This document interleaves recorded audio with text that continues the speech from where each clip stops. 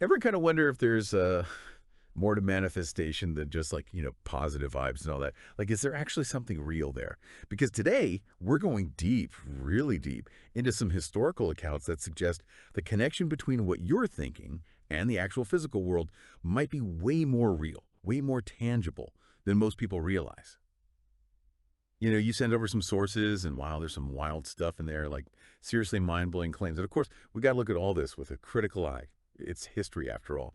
But the sheer number of these accounts and the kind of people involved, well, let's just say it might make you rethink a few things. Absolutely. And we're not talking about like, random stories or personal anecdotes here. We're going straight to the historical records, looking at documented investigations into what they called back then psychic phenomena.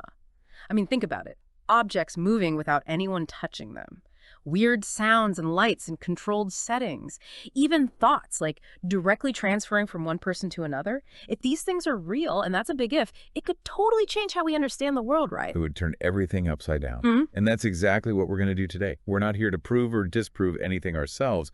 We're just going to dive into these historical accounts, stick to the information you gave us, and see what these findings tell us about the potential for the mind to like directly affect the physical world. Basically, how much power does your mind actually have? So, ready to jump in? Let's do it. Perfect. Now let's kick things off with this group called the Dialectical Society. They did an investigation way back in 1869. Yeah, the Dialectical Society. What makes their work so interesting is that it was, one of the first really organized attempts to study these strange events, in a kind of scientific way. It wasn't just, oh, hey, look at that weird thing. Yeah. They actually formed a whole committee just to investigate it.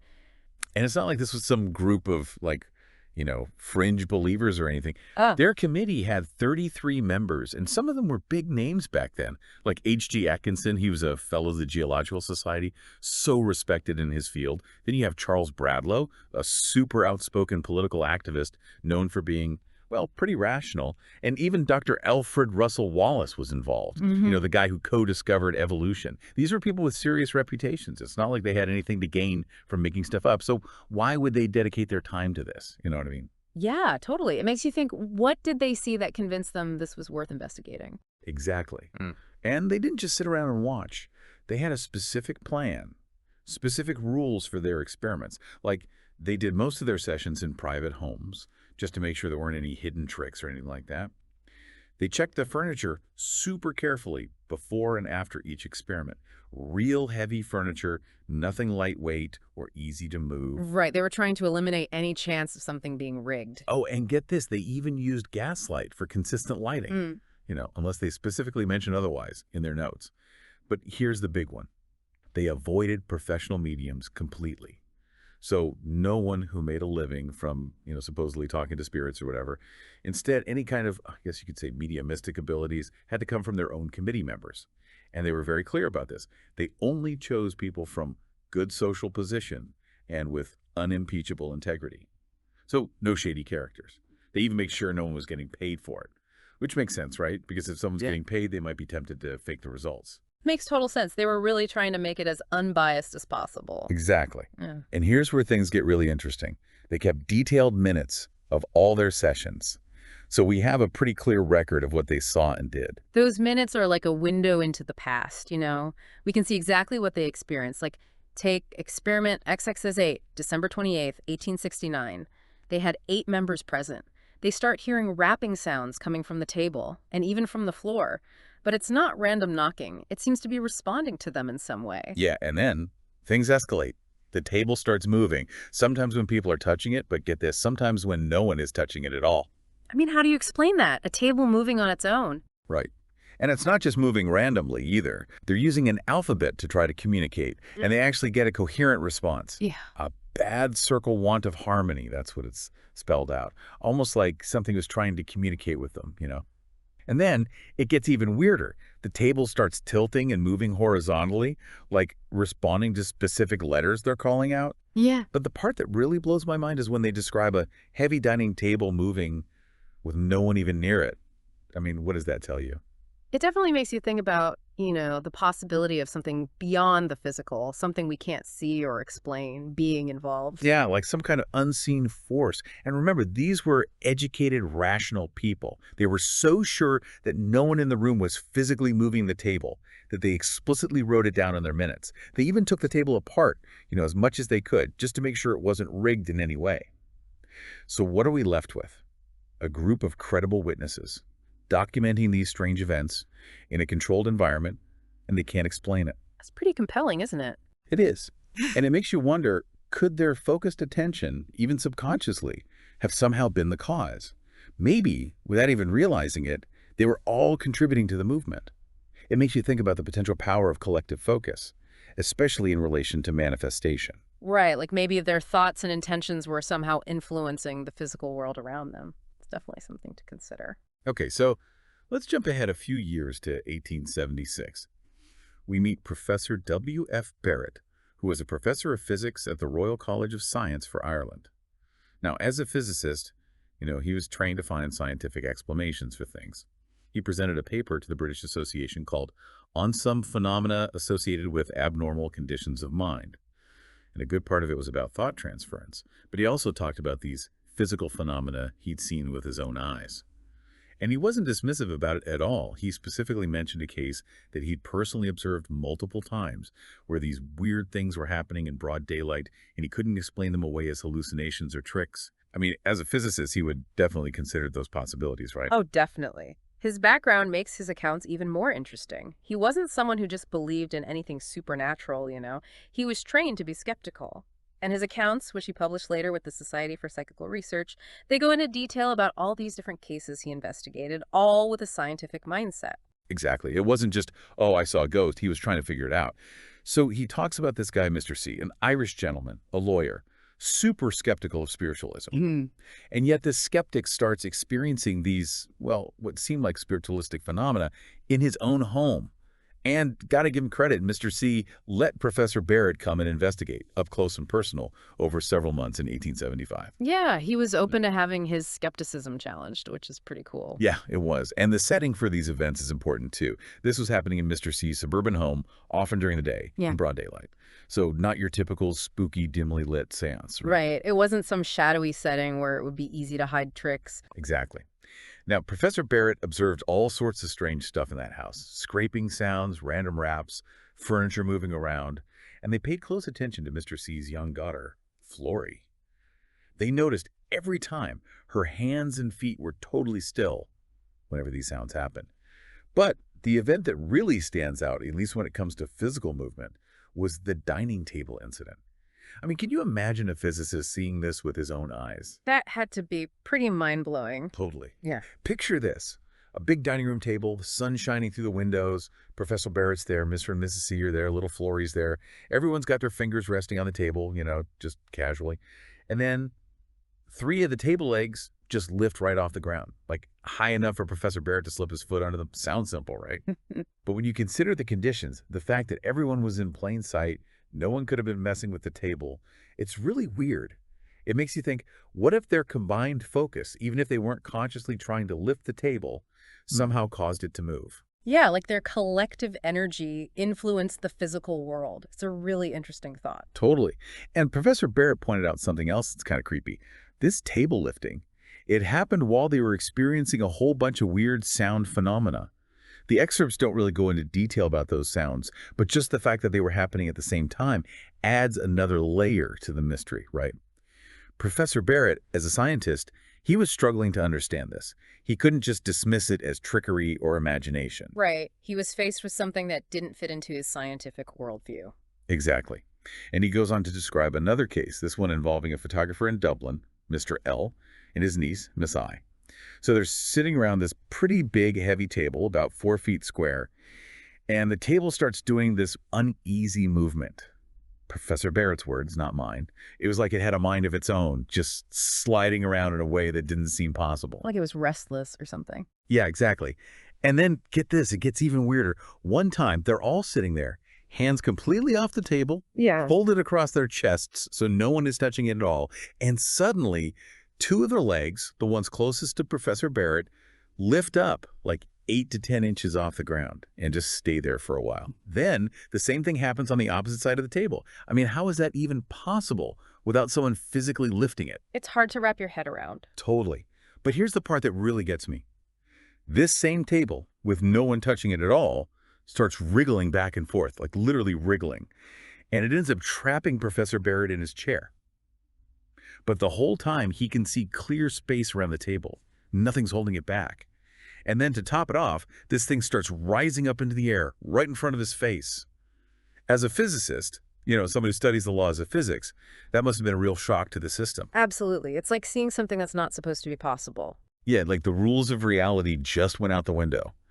And Professor Barrett tells another story about a heavy table, what he calls a loo table, I think. This time, they're just lightly touching the table with their fingertips. And suddenly, this thing starts moving like crazy. He describes it as very violent prancing movements. He was actually worried it was going to smash the chandelier that was hanging below. And again, he rules out all the usual explanations.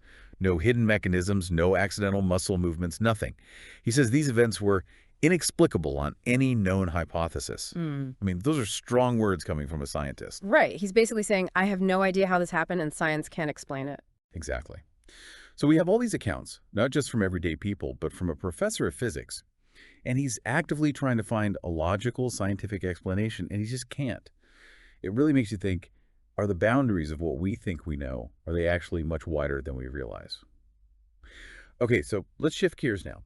Let's talk about Frederick W.H. Myers. He was known for being a very careful, critical thinker.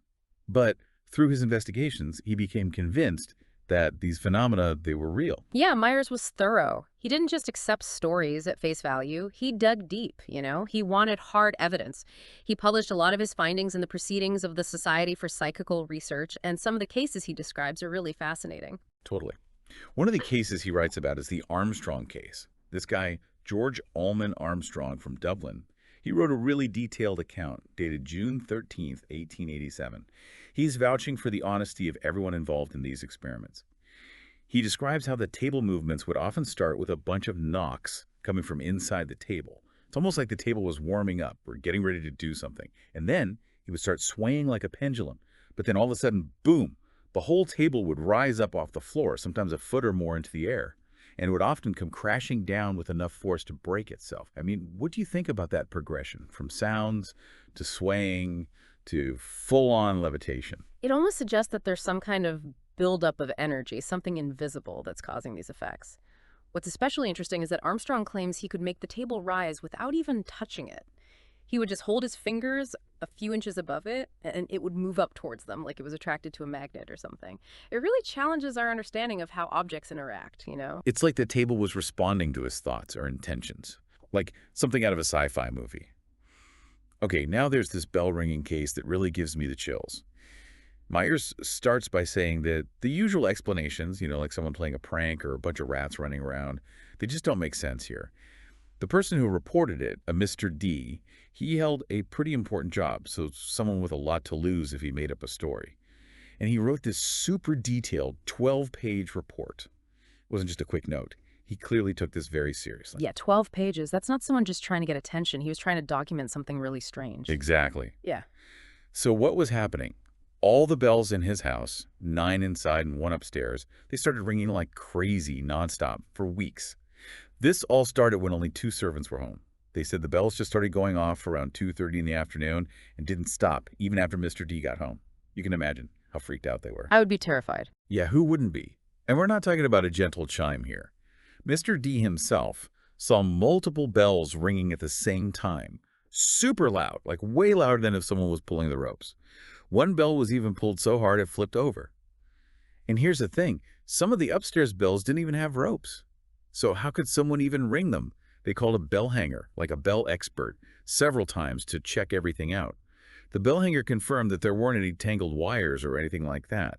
He said there's no way an animal could have caused that kind of ringing across all those bells. And on top of that, the house was brand new and isolated.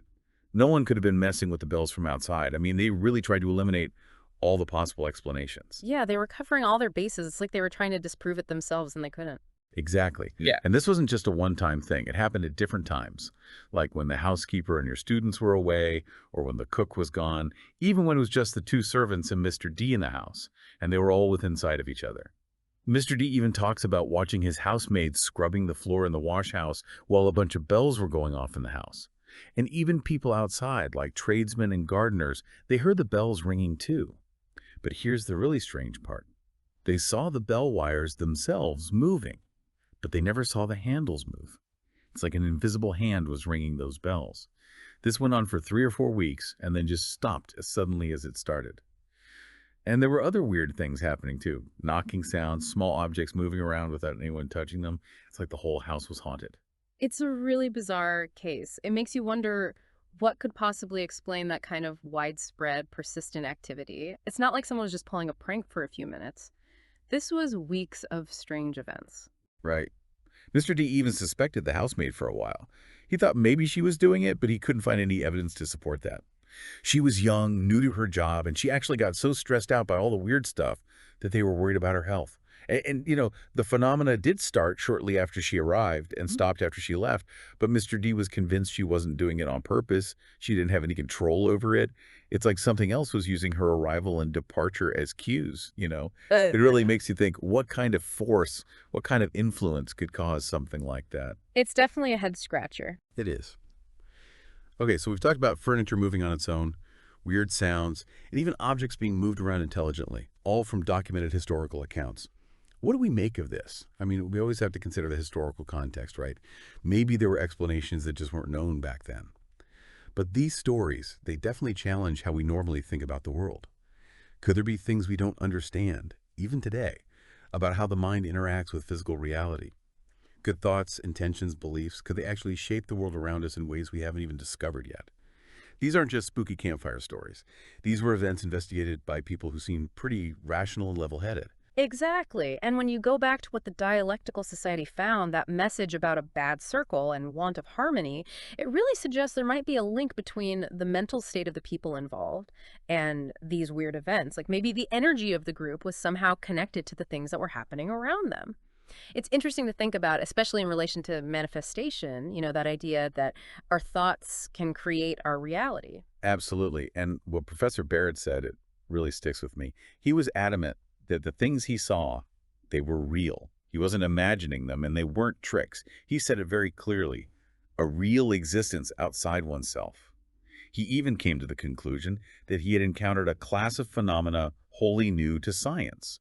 I mean, that's a huge statement for a professor of physics to make. It is. And remember, Myers went to great lengths to document all of this and publish it. That says something about how strongly he believed in what he was seeing. He wasn't the type to just go along with the crowd or believe something without evidence. Yeah, he was a serious scholar.